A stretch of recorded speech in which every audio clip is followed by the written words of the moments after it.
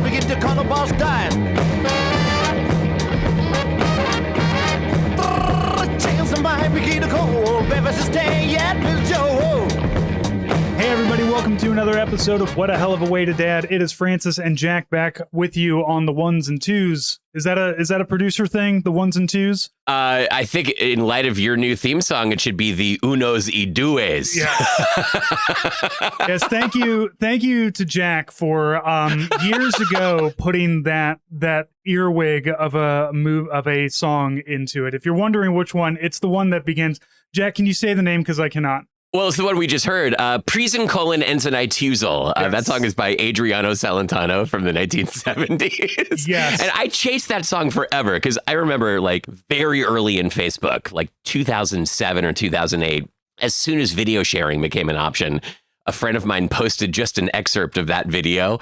I had never seen it before. I had no idea what it was. I had never heard it. And it immediately latched its way onto my brainstem, and it's been there ever since. And then I remembered it like maybe 15 years later when I was picking songs for my old job at Kids Place Live. And I was like, you know, that actually might work. And the hardest part was just figuring out how to spell it. It's one of those you got to put in the copy paste notepad for yourself. Yeah. It is quite the banger. My wife did say that it kind of had a resurgence because it was featured on Ted Lasso. Oh, that's true. Yeah, I was worried at that point. I was like, well, I don't know. I don't want everybody thinking I'm a Ted Lasso fan here, first off. Oh, that's the worst possible thing. No, look, I don't want to steal valor. All right. I've never seen the show, so I don't want people coming to me about Ted Lasso because I don't know anything about it other than like it's an inspiring coach. I mean, you say that, Francis, but how do you explain that mustache that you've grown since I've last seen you and that warm-up track jacket? Hang on a minute. Can you give me an aphorism in Oklahomish really fast? Give me a pep talk. It is like 100 degrees here, so there's no track jackets here. Okay. And I have tried to grow a mustache before. My wife and kid both are very against it. So I say there's too much maintenance involved with facial hair, so I don't want to do that. Basically, true that. Yeah. During COVID, I succumbed to beard and everything. Just like when clippers were the only game in town. This is before I shaved my head and was still pretending to have a full head of hair. Sure. The beard came out and it stayed out, and I don't know that I've been without a beard since COVID started. It's been a long time. Yeah, it is weird. Like you sent us some of your older albums, your Recess Monkey albums. Yeah. And looking at it, like I don't know who this is on the front. Who is this clean shorn gentleman? Who's this little baby-faced boy? The young man full of energy. Yeah, I don't know who that is. Yeah, totally. No, but we back and forth because I still have the full head of hair. That's like the one thing. Cool flex. Yeah, thanks for pointing that out. Yeah. Look, my father at the age of 85 still has a full head of hair too. It's thinned out a little bit, but it's still we get it, Francis. We get it. The whole thing. So like I gotta flex on something, man. I can't grow a beard. Gene Pool. You guys are doing great. Good for you. Good for you. I'm in a music club. It's kind of like a book club. Where we just listen to records as they come out and lots of old Beatles records and things. And there's one particular member of our group that's constantly dropping names of famous people that he's met in various contexts. And whenever he drops the name of a famous person, we all just go, good for you. No matter how esoteric and like fourth string this famous person might be, like, hey, I saw Gary Shandling at a Safeway once. Good for you. There actually is a podcast called Dropping Names that I started listening to, and it's Jonathan Frakes and Brent Spiner from Star Trek The Next Generation. And they're bringing people on and they're telling, they've been around Hollywood for so long. So they're just telling stories. Yeah. They were around Hollywood for a while, although I feel like Star Trek The Next Generation was shot in Canada. At least it felt like it was. Frakes has been a very popular director. He does a lot of TV shows, but they just work with a lot of people. So they're both still involved in so they know people. And every time they mention a name, there's a bell that dings. And so I love that. Yeah, that's great. And it's great because Jonathan Frakes loves it and Brent Spiner hates it. So there's always an argument about the damn bell. So check out once you're done listening to this podcast, check out Dropping Names. It's pretty good. You know, I'm going to start listening to it while we're recording right now. So if I seem a little distracted, that's fine. That's probably why. Just tell me what they're saying, because I don't have time to listen to podcasts anymore. Yeah, totally. So you just let me know what they're talking about. They just mentioned Charo, and there was a bell right after that. So there you go. You're right. Man, these are some D-list references for sure.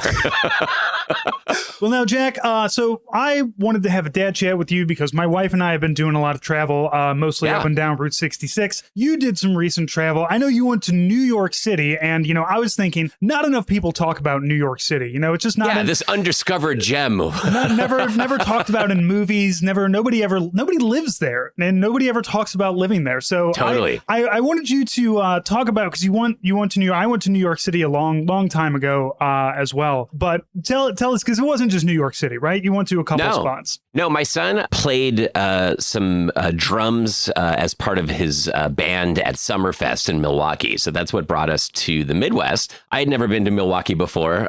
How was that experience? How was Wisconsin for you? Wisconsin was fine. We stayed kind of right in the center of Milwaukee downtown area, and Summerfest. Have you been to Summerfest? No, I have been to Wisconsin, but not Summerfest. Okay, so it's, they have just sort of a permanent downtown fairground setup. It feels, Seattle has a similar place called Seattle Center all around the Space Needle, where the 1964 World's Fair was built, and then just the grounds have stayed, and they get used for, perennial events that happen every year. Summerfest has a similar situation, but it happens over several weekends, and the grounds are just permanently set up. So it's not like going to a Walmart parking lot where they've, put up a rinky-dink stage or whatever. Like, it's these big hardwired stages. Like, there's a gondola that goes through the middle of it, tons of food vendors and venues.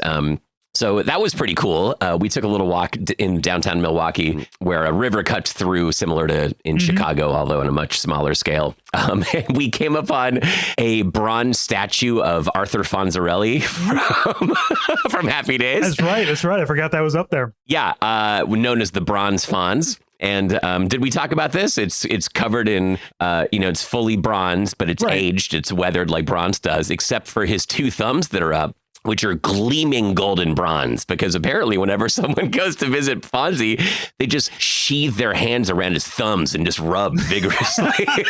So the thumbs are gleaming gold, and everything else is like that dark digi. I think it's more of a like good luck charm, not really a jerking the thumbs off kind of situation. I don't know. What did you do with the thumbs? I jerked him off. I gotta be honest. I mean, obviously that's what people did. Yeah. I put both hands on it. I parked there. Okay. I didn't do anything else. But you just grabbed the thumbs. I wanted to feel the thumbs in my hands. Right. It felt like a couple of very cool joysticks for a game I didn't know how to play. Right. It's like shaking after you pee. You get two. Anything after that is playing with it. Exactly. Yeah. So Milwaukee was okay. We didn't stay for long. Okay. So you didn't. So two things that I love about Wisconsin, just to interject my Wisconsin experiences. Please. Because I've spent a lot of times in bad places of Wisconsin. And when I say bad, I mean army places, like Fort McCoy, Wisconsin. However, two great things out of Wisconsin. Fantastic cheese, especially if you get that like squeaky cheese curds. You've got a whole song about loving cheese. So I love it. Yeah. The cheese, and then they have this Spotted Cow corn beer. And like Wisconsin, the only place you can get it. And it's not necessarily like the best beer, but it is a beer that you can't get anywhere else, and made in a way that nobody else makes it. It's like a corn base instead of a wheat base. So interesting. Yeah. Those are they're also right outside of Fort McCoy. I don't know if it's still there anymore because it's been a good decade since I've been there, but there's like a fiberglass artist. So like you would leave the base, and like to get to La Crosse, Wisconsin, which is like the closest city, you would drive down this, one lane kind of highway. And there is this barn and a whole bunch of like fiberglass art, like gigantic. The big one that I remembered was a giant eye, just one big eyeball staring at you as you entered and left. But he had all kinds of really cool fiberglass art out there. So any of you old troops who ever got stuck up on Fort McCoy, let me know if you remember that guy, because that was that's amazing. That was like the only positive to going up to Wisconsin, was like getting to see the fiberglass art when you show up and leave. Everything else is just, I mean, it's a National Guard base. It sucks. Or Oh, yeah, It's totally. an Army Reserve base. It sucks. So Yeah, we had pals that lived in Madison and visiting there a long time ago. I thought that was a really cool town, good, cool college vibe, similar to a lot of those Midwest college towns. we've also been to the Wisconsin Dells, which is a Oh, yeah, I've heard about those. Wisconsin Dells. We went there years ago, and not only did we do the Dells, but we did House on the Rock. Have you ever heard of House on the Rock? No. Oh my God, you would love the House on the Rock. Next time you're in Wisconsin, if you find yourself there for whatever reason, figure out how you can get there. Because it is a house that is built on a rock. It's on this overlook. I used context clues to figure that out. It's on this overlook. The entire house is built into the rock, though, so it's not on the rock. The entire architecture in it was done by an insane person, but an insane person who had a vision, right?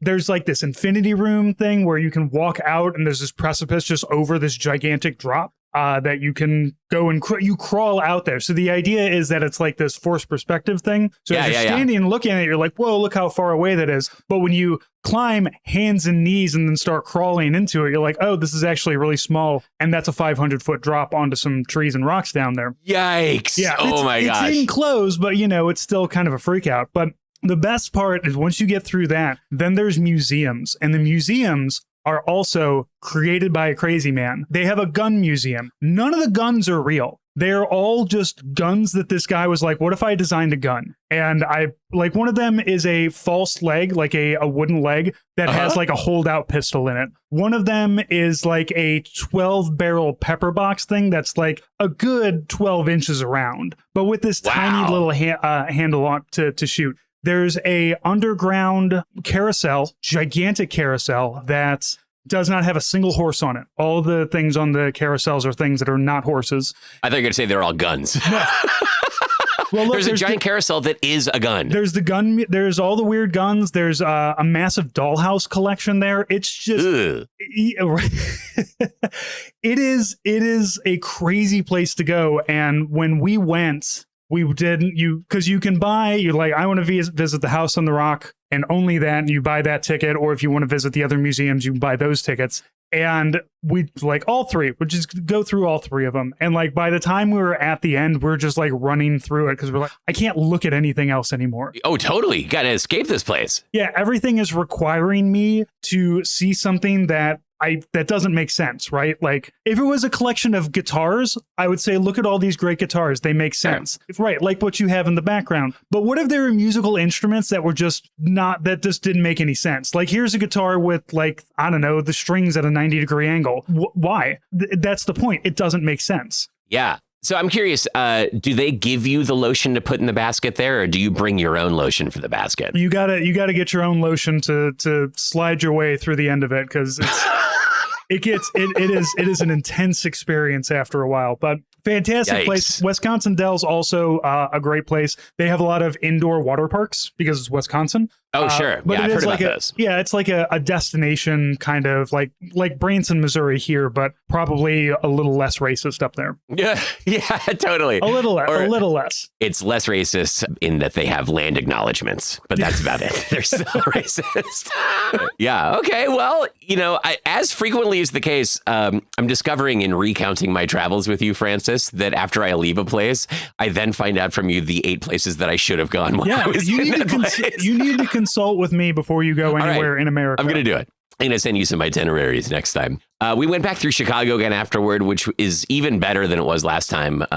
We spent a lot of time down on the Riverwalk. Have you done that? I love the Riverwalk. It's maybe the coolest thing ever anywhere. Mm-hmm. We were there on a Saturday night, kids in tow, just walking through, huge projections, video projections on buildings, thousands of people out just having a really fun time. Beautiful, light reflecting off the river. It was a nice, cool evening too.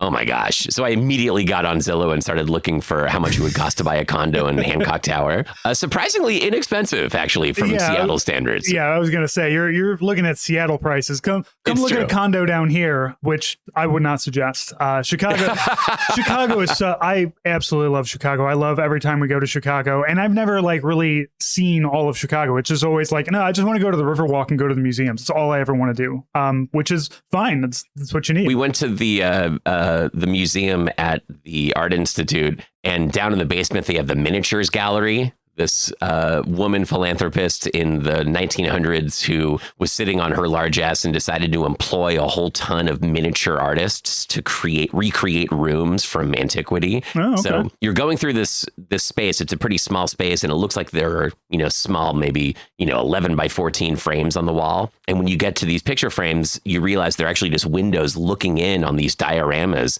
that these artists built from scratch with perfect scale.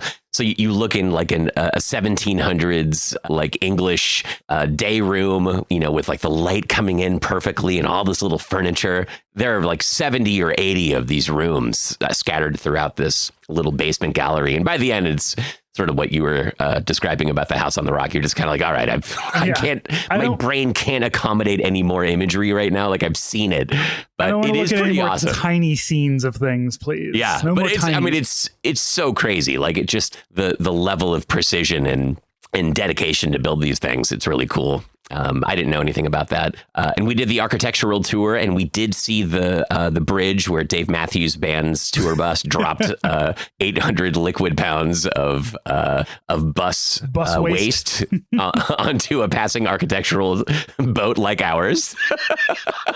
Pretty good story. I'm glad they're keeping that story alive in downtown Chicago. That was part of the tour. That was like, this is the bridge where the poop. This is the poop bridge. And then later on, we were heading out into Lake Michigan, and I don't know if he was just hamming it up or if this is true, but our tour guide was like, and that boat right there, that is the actual boat that had I bet all the sewage know. dropped on it.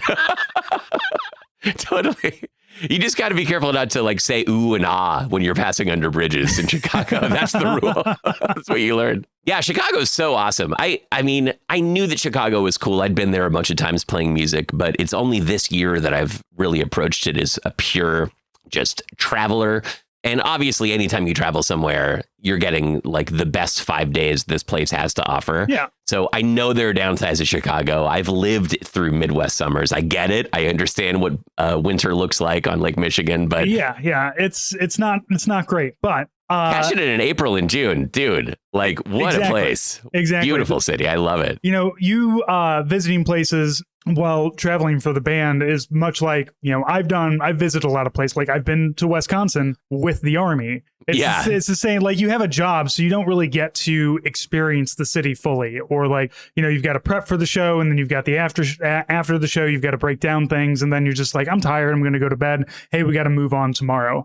So you don't get the full the full Chicago experience until you get to go there as you said, as a traveler. And that's something that's why we like doing this, because I've been to so many places, but I've been to them with the Army. It just kind of sucks when you have to, dress up every day in a uniform and you got an itinerary stuff. And, just not only having the time just to wander around aimlessly or to, choose your own adventure, but also the mental space to detach from whatever vector you were on that brought you to this place. Mm-hmm. To truly just, make yourself open to the experience. I can't turn that on like a switch. Like, there's the feeling of after playing a show in Chicago, having 2 hours to grab lunch and, like, all right, we got to find a place that's really going to be like, like crucial Chicago experience. Like, so we get to the place where all that, like we place the order, waiting for the food to come. We're talking about the show we just played. We got to figure out how to get to the airport. And our crucial Chicago experience was maybe 4 minutes of actual color. Everything else was just, play by play. So, yeah, it's been really cool. I've played music in so many cities around the U.S. And I knew so little about all of them. Mm-hmm. Even New York, like we probably played in New York maybe 15 or 20 times over the years. But it's only since going back as, purely family travels that I've been able to actually feel like, at one with the marrow of the place, not just, where to park and where to load our gear in and all that. You get to, you get that, because I'm a big fan. My wife and kid love to have a plan. I am the one who's just like, yeah, I'll go check out whatever that, like, I'll change my plans, whenever, if you're going to offer me something cool to look at, which might come as a bad thing after 2 a.m. But, on your regular day to day, if somebody's like, hey, we've got actually this really cool, don't do that. Come check out this museum, or come eat at this place, or I'm going to take you. I know this city. Jump in the car with me, and hopefully you know the person. But jump in the car, and I can show you some cool stuff. You get that ability to really experience it, and it's always especially good when you have a local, like when you came to St. Louis. I obviously like, yes, let me take you around. Let me be the one to show you the city, totally. because I will shit talk my city all the time, but I'm the biggest, I'm the biggest hype man for St. Louis when somebody is coming in from out of town. It's just like, yes, I can show you a great time in 3 days. Don't live here, but if you got 3 days, I can show you some cool stuff, and we can go to some cool places. Yeah, I mean, living a life with just greatest hit samples as proctored by a native docent, that's a pretty good way to do it, for sure. You got to get a different person each time. So when you came to St. Louis, Beth and I did a lot of planning, but you already kind of knew what you wanted to do. You wanted to go to the City Museum, you wanted to go to the Arch, and that's what you had time for before you had to go on back up. But if you came if you came during the Halloween season, we go like, hey, let's go over to Alton and do some haunted tours, because Alton, Illinois is one of the most haunted places in America. Wow. Yeah. And it's a lot of really cool history tours too. But there's a lot of old buildings there. They built all of the houses on limestone that was pulled from an old Confederate prison. So, a lot of Civil War ghosts hanging out over there. Amazing. But, there's always each person, or each time you come, there's always, kind of more things, but still it's just 3 days. Give me 3 days and I can show you some cool things. Let me figure this out. Let me proctor this properly. And then we can do that. Don't live here though. Don't do that. Oh, totally. I always fall victim to that, second day honeymoon period of being in a place and having, not an oversaturated itinerary, because I start to get too stressed out of it. It's like, we got to do this and then this and then this. I want the opportunity to go drink some lemonade somewhere and not have a plan. Yeah. Or go take a nap if I need to, or, whatever it is. But it does always seem like a second, third day, we've got lots of things to look forward to in this place. We already have done some amazing things. The weather's perfect. Everything's great. The food's been good. I will always get on whatever the local property listing website is, or walk by the storefront, downtown real estate offices. In Italy, every town has this. 2 big plate glass windows with all these 8.5 by 11 sheets of paper with all the places that you could live in this town. I'm like, yeah, I mean, let's just do this. Of course we will. I have fantasized about living in at least 40 places over the last couple of years. I know what it costs to live in Chicago. I understand what a small pied-a-terre would cost in Manhattan. I've thought about what it might be like to live in Sandusky, Ohio. We're not going to do that. No, but you shouldn't do that. No, we're not going to do that. Yeah, the housing affordability crisis is answered by moving to the Midwest, and everybody went I think I'd rather live in my car. I get it. Yeah, exactly. I get property values now that I've seen what this buys.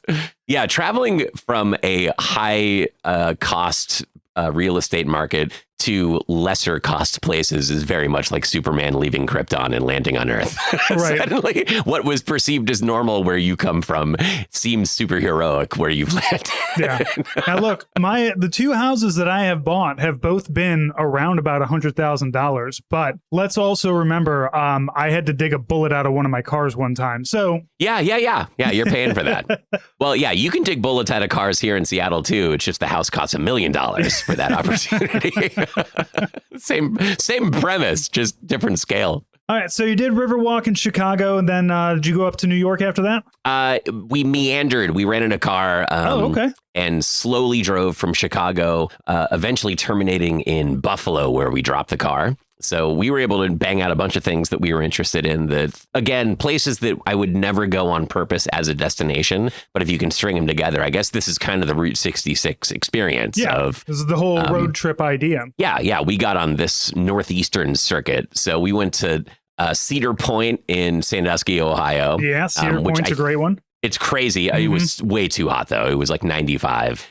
There's no tree cover for most of that spit going out. Yeah. There is a problem. We've noticed this because we have Six Flags here that's been here forever. And as the world gets warmer, these places are not cooling off whatsoever, and it is just brutal to be in some of these places. Like we occasionally the only thing that I really like about Silver Dollar City in Branson these days is that it is the only shaded park because it's built on the side of a mountain, and it works with the mountain, so it is shaded.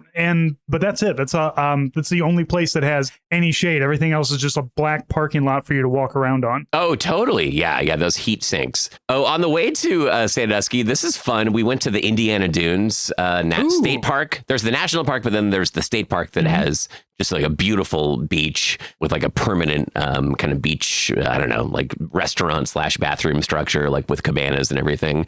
And that was awesome. It was so great. It was like being like at Lido, one of the islands off of Venice in Italy. You just drive in, park, super wide beach. There are a ton of people there, but you can totally carve out a spot. Lake Michigan was cold, but again, it was like 95 degrees. So it was so perfect. You can see Chicago from there, which is weird from, seemingly that far away. So that was a cool experience for sure. Indiana Dunes has been on our next national park list just because it's so close. We'd love to do a Chicago trip and then come down back around through the dunes and check that out. It was so great from we don't have to only be in an air conditioned car perspective. There are other ways to enjoy a summertime day in late June. I've spent some time because I have family that lives in Michigan, and in my youth we would drive up to Cadillac, Michigan. Couldn't tell you where that is. I think it's north of Detroit. I think everything's north of Detroit. I don't know my Midwest geography very well.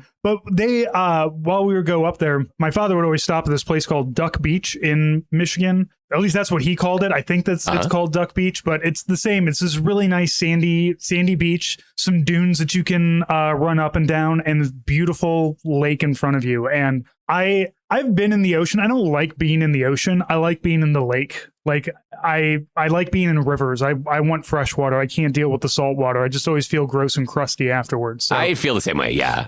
So I'm missing that. I need to go splash around in a lake somewhere. Yeah. Well, you could do worse than Indiana Dunes. That was pretty great.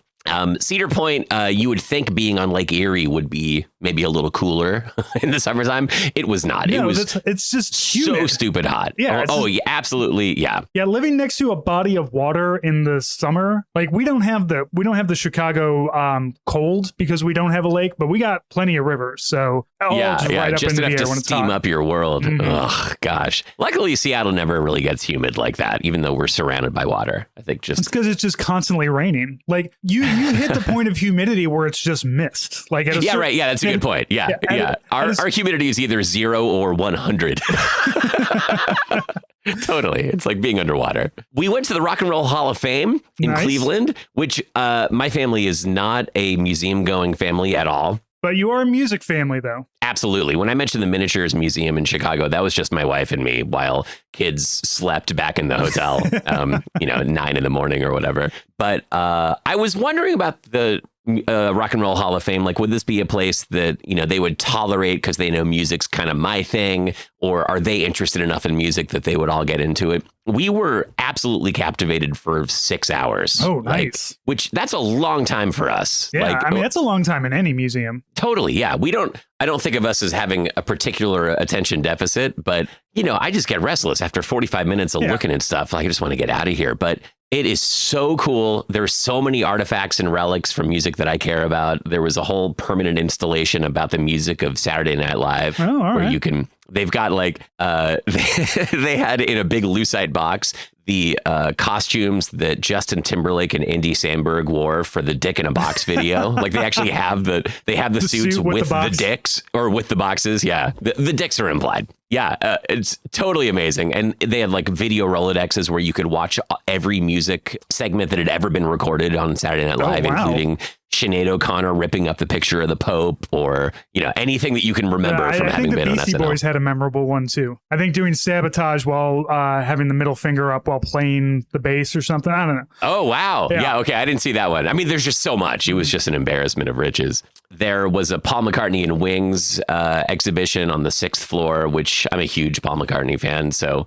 that was exciting for me. But John Lennon's glasses are there. They've got the Rolling Stones Mellotron, BB King's guitars, Lars Ulrich, whom my son is a huge Metallica fan. Their drummer's drum set is there. Like, it's just it's just endless fun. So cool. And then we were strolling by on maybe the second floor. They have a jam room where you can pick up instruments and play along with pre-recorded tracks, which was cool. So they've got like drum isolation rooms that my son played in. I played some bass and guitar.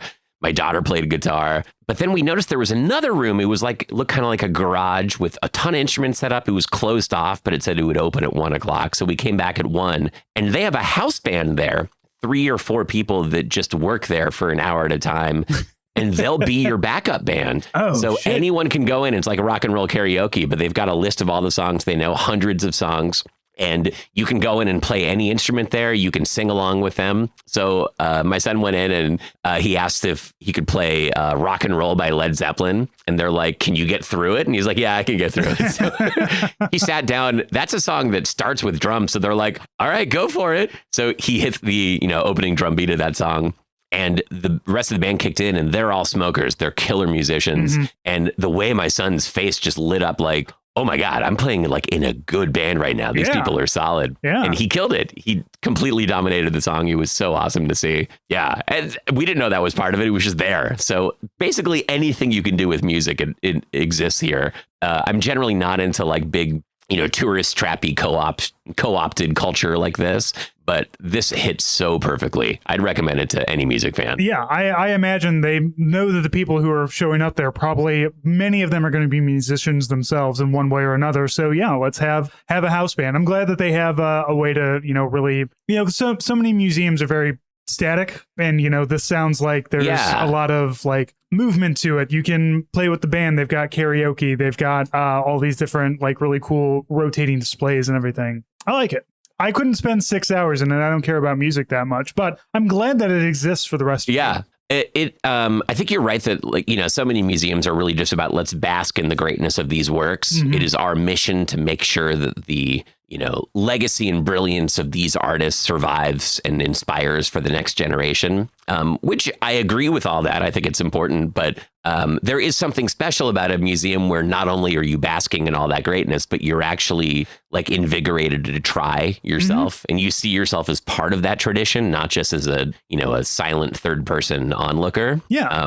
My kids both definitely walked out of that experience more pumped about music than they were when they walked in. So not only was it entertaining to see it all, like what a gift to actually, have this be something that sticks in my kids' heads. And maybe 10 years from now, they'll look back at that experience as like, oh yeah, this is why I decided to go pro, or whatever they do with music. I was so excited about it. So we've got Rock and Roll, and where's Rock and Roll Hall of Fame? You said that was in Cleveland. Cleveland. Okay. Weird place for that to be. I guess it's in Cleveland because the word rock and roll, like the genre name rock and roll, was coined by some DJ in Cleveland. Sure. Like, all right. If you trace the actual roots of rock and roll, it's Chicago or the South. It's how jazz and traditional black music and R&B became what we think of now as rock and roll, or whatever we think of now with music. But yeah, some DJ in Cleveland named it, so they get the music. All right.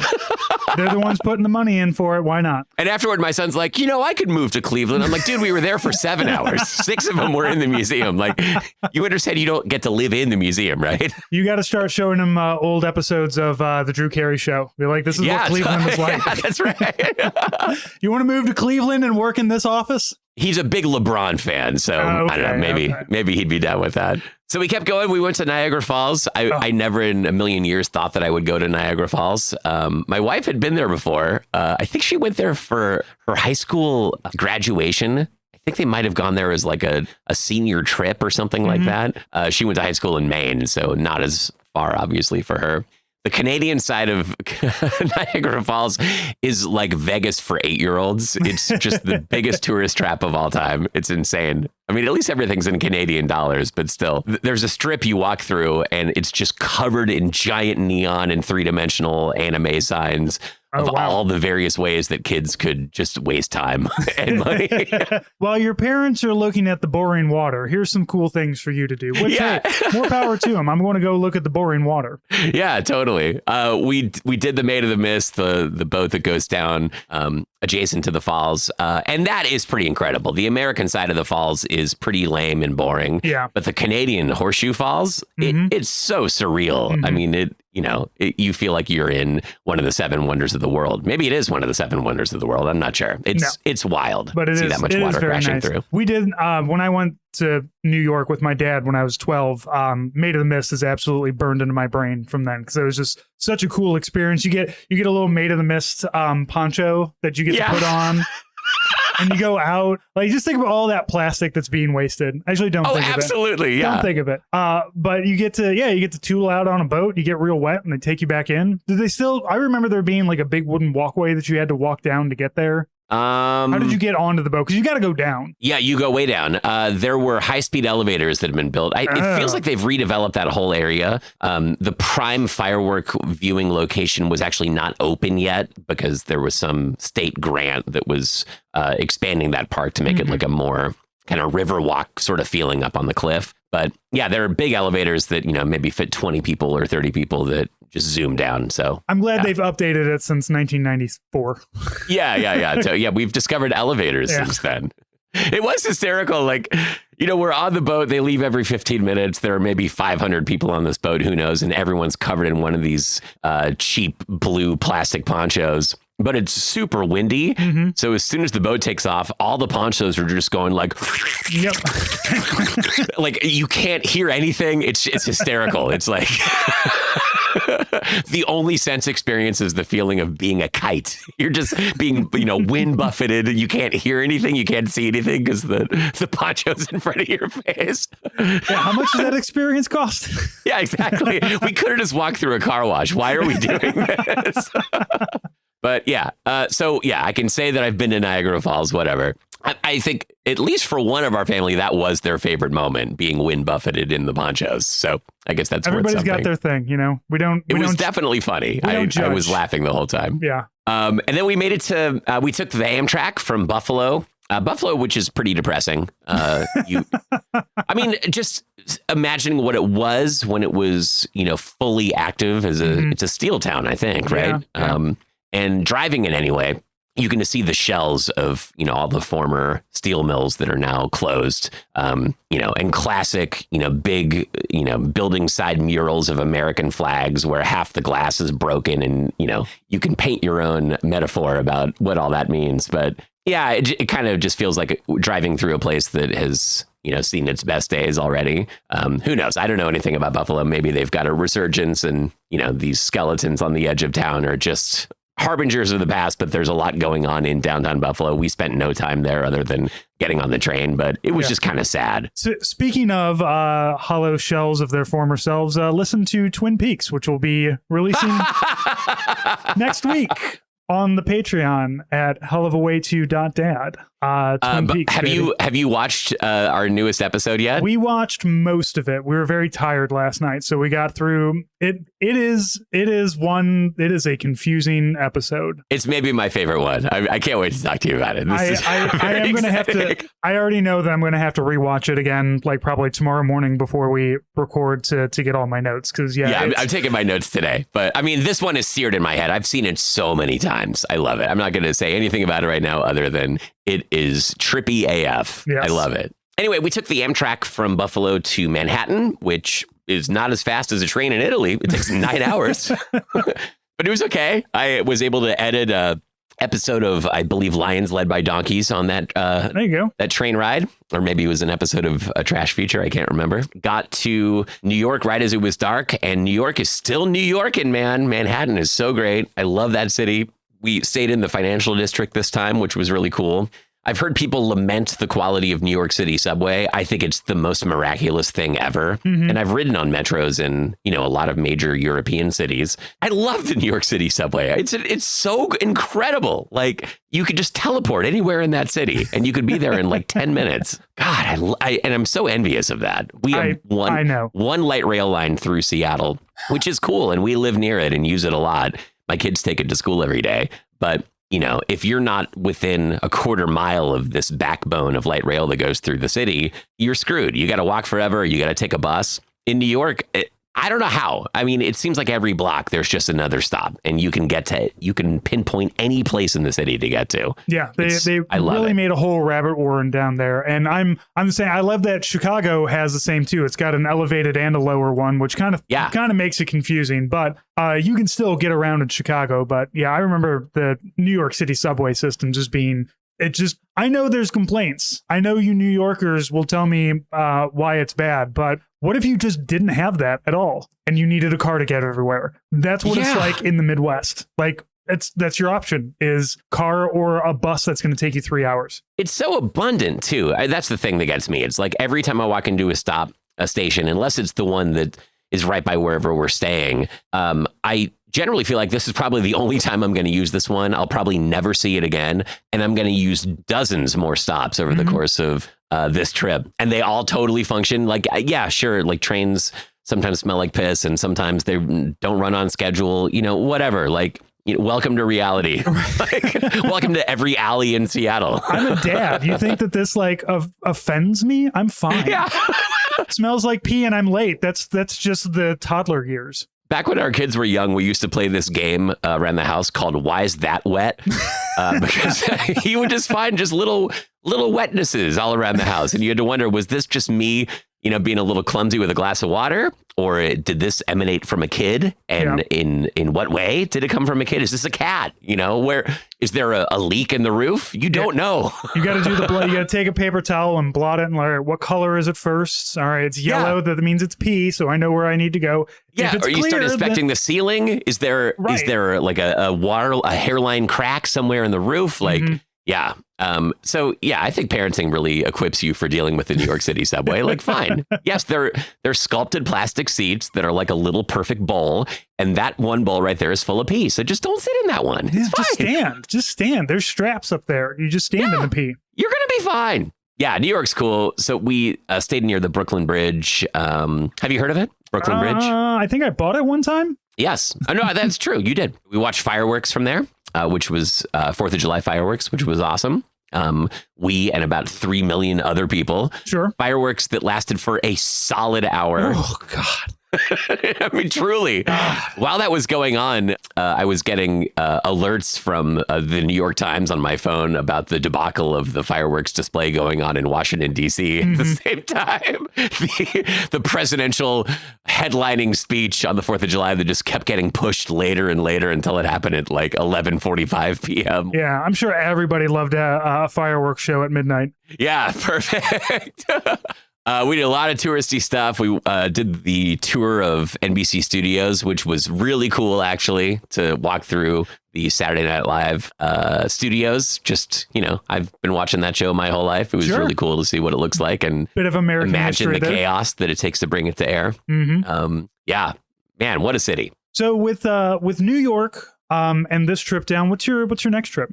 That's a good question. We don't actually have really anything. We have a couple of local things, just, couple hour radius on our agenda. But, we've talked about Japan has definitely been out there for a while. And our kids are old enough now and are also flexible enough with food. Oh, look, when I was in Japan, me and a couple of others, we had time off. So we went to this big, like, kind of indoor outdoor mall, right? It has covering, but it's, very outdoorsy and breezy. There's there's a Starbucks. I got, a Starbucks Japan mug, but the lieutenant that we were with just started complaining because we couldn't figure out where we wanted to eat, right? We wanted to have like a for real, like Japanese, Japanese food. We wanted to really eat local. Yeah. I had already had a sushi roll that I bought at 7-Eleven because they just have plastic containers of like a sushi tube that you can just eat on the go. Yeah. But he finally got pissed off at us and said, screw it, I'm going in here to eat. And it was a burger place. And that man sat down and he was like, no, I'm going to sit down and eat a burger right now. You guys can leave. You know where I'm at. Or you can sit here and order something yourselves. But you guys have been arguing for an hour about this and not making a decision. I'm hungry, so I'm sitting down to eat. So God bless him. He sat down and had a burger. I think we continued to discuss it, and then we all had a burger too. Yeah, of course he did. Yeah, I mean, we're here. We'll get one, And then we would go have some more food. I don't think we had hot pot at one place, which is not necessarily Japanese. But there was a Navy guy who had spent the last 3 years in Japan, who was down there, and he's just like, look, I can, he's like, I don't know Kumamoto, which is where we were. He's like, but I know the restaurants you want to go to. I know the things that you guys want to see, so I can find that for you. And he took us to a restaurant where they, and he was just like ordering all this stuff. And he looked at me, he's like, what do you want to eat? And I said, horse, whatever it is, horse. I want horse on the plate. Because Japan's the only, you can't buy horse meat in America. Yeah. But Kumamoto is known for its horse meat. And they brought out like horse sashimi with like a raw egg on top of it, and you had to break the egg with your chopsticks and stir it all up and eat it raw. My God, that was a transcending experience for me. That was no kidding. It was so good. It was so good. And we had the whole like Japan experience because we're in our own little room, being loud, drinking sake, a bunch of guys smoking cigarettes. So like we got a real Japan experience there. Yeah. When they ask you how many servings of horse sashimi you want, you just stomp it out with your hoof. Yeah. Incredible. Yeah, if you are what you eat, there you go. Hey, I have always maintained that if you're gonna prepare an animal that I have not eaten before, I will eat it. I've eaten camel, plenty of goat, plenty of lamb. I have eaten like crickets, like fried crickets, but I mean, if you're gonna get a llama and be like, hey, I got llama meat, I'm gonna eat that llama meat. Yeah. Totally. They already did 90% of the work. Yeah, I don't count jerky. I think jerky is cheating. I want somebody to take the meat and prepare it in a traditional or in some kind of good. I don't want it dried out and salted. That doesn't work for me. Hey, fair enough. You got to draw a line where you can. So yeah, Japan, that has just been sort of hanging out there as, man, that would be cool. Mm-hmm. We've talked about going to New Zealand or Australia. I can't imagine being on a plane for that long. Go to Hawaii, Yeah, which we've done plenty of times. We have friends living in outside of Mumbai in Pune, which that might be interesting too, depending on the season and how much time we have. But that's also a super long flight to get anywhere in India. Love going to Europe. I don't know. Times it's sort of a weird time to travel as an American, just in general. And I gotta say, like, yeah, the U.S. is huge. Just thinking geographically, like when you see the U.S. map overlaid over Europe, the amount of diversity that there is just experientially in America is pretty vast. And we've got a globe in our dining room where we always put little pins of places we've been. And it was a couple of years ago that we realized we've got so many pins in Europe, and there's so much of the US that we haven't seen, that I've been to for trips, or that my wife has been to because she grew up on the East Coast, but like that our kids are vaguely aware of, and we started mentioning cities, and they didn't even necessarily know the difference between city names and state names or where they even were in the US. And it was like, there's a lot that we could learn and enjoy. So going through the national parks a couple of years ago was incredible, really memorable experience. We were in the car together for a long time and we survived it. And yeah, the last couple trips that we've taken for a spring break and this summer trip were both road-based trips that were, in parts of the U.S. that we hadn't been to before. And there's a lot of amazing stuff. And flying out of JFK Airport felt exactly like flying out of Milan or Charles de Gaulle. So you start to actually see there's a lot of similarity between all these things that we had only exclusively thought of as European experiences. We got airports. Yeah, we sure do. SeaTac does not count as an airport as far as I'm concerned. It does not feel like it. It's a glorified bus terminal. But JFK, you really feel like you're going somewhere when you go there. I tell you, we could do a whole episode on airports, because there are some airports that are fantastic, and there are some airports that I feel like I'm starting a prison sentence every time I walk into it. Oh, true that. Yeah. I've got strong feelings about Burbank Airport. I think probably my favorite airport is Denver. Denver's a great one. It's so great. You can discover archaeological sites in various terminals at Denver. I love that airport. Just the moving walkway game there in general. I really love. We recently flew back from Vancouver, and I loved the Vancouver airport. Beautiful airport. Atlanta, Georgia has a fantastic airport. Orlando does. Orlando's a weird airport. That airport feels like you're in Disney. But also it has a hotel inside of it. Exactly. You can get like day beds and stuff. But they have. But everything, like there's a Disney store, there's a Universal store, there's a SeaWorld store. Like every major theme park in the Orlando area has a store there. But even if you move into the other terminals and stuff, it's it's just nicely set up. And I like that you get to take a train away from like the main bustle area and you're kind of cordoned off into a spot. So, and am I remembering correctly that at the Orlando airport, the train that you take is like one of those futuristic monorail style trains like they have at Disney? No, I think it's a 2-track. I think it's a 2-track train. It's okay. Not, it's not I must be misremembering. I could have sworn that we were on one of those, but who knows? It is a very smooth track train, but and I always look out the window because you pass by a lot of bodies of water, and every once in a while you can find an airport gator. Yeah, there's the dream. These are all emotional wellness animals that just got left behind. That's not a log down there. There it is. There's the airport gator. Oh, that's an airport gator right there. Oh, baby, that's going to mess up your flight. They better paint him orange in case he runs out on that terminal there. I wonder how often flights have to be held because they got to clear the tarmac or the runway of a gator. That must happen in Orlando. They put fences around things. Gators got no vertical game. You're right. Green Gator got no vertical gain. Can't jump. They so if as long as you like put up a big enough fence for them to not leave their little habitat, they'll be okay. All right. Okay. Good. I feel better about Orlando Airport now. You just got to hope that your train doesn't derail on the 30-second ride from one spot to the other. Otherwise, you're basically in Jurassic Park, man. You're chum. Yeah. Forget it. It's over. Well, Jack, thank you for coming on, talking about some travel. We love to talk about travel. We're planning to do a little bit more. We're also feeling that money pinch, so we're going to be doing a lot of local stuff. Things kind of around St. Louis and Missouri. I'm going to be down in Cape Girardeau this week. Unfortunately, I'll be down there for a funeral, but it's been a long time since I visited Cape, so I'm looking forward to kind of seeing that city too. There's a lot of great things out there, guys. So go explore within a 100-mile radius of you. I bet there's something cool out there. Yeah, Seattle Times for a while had a recurring column about tank of gas trips. Mm-hmm. So places that were somehow within that 300-mile total radius, so really 150-mile radius, considering the return drive. And that's a cool perspective to think about travel in. Just all the undiscovered things. I can get to Chicago on a tank of gas, like a tank and a half. I think Chicago and back is all you need. I mean, and that's with prices now, it's like $120, but I mean it's cheaper than a plane ticket. Sure is. Yeah, totally.